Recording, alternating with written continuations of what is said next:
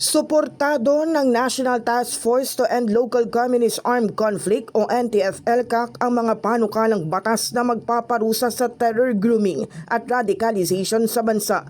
Ayon sa NTF-ELCAC, mahalaga ang pagpasa ng Senate Bill 1366 at House Bills 7460, 5484 at 7204 o ang Proposed Terror Grooming and Radicalization Prevention Act upang mapigilan ang pagre-recruit at pag-uudyok ng mga individual na mapasangkot sa terorismo bago pa ito humantong sa marahas na gawain. Iginiit ng task force na hindi layunin ng panukala na gawing kriminal ang mga kabataan, estudyante, activism o malayang pagpapahayag ng opinyon. Sa halip nila, layo nitong tugunan ang mga maagang yugto ng recruitment at radicalization habang pinangangalagaan ang karapatang pantao at due process.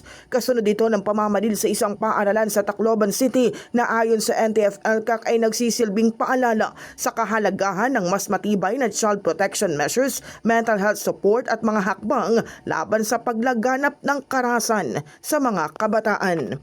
In the heart of changing lives, ako si Brigada Cass Austria ng 105.1 Brigada News FM Manila, the Music and News Authority.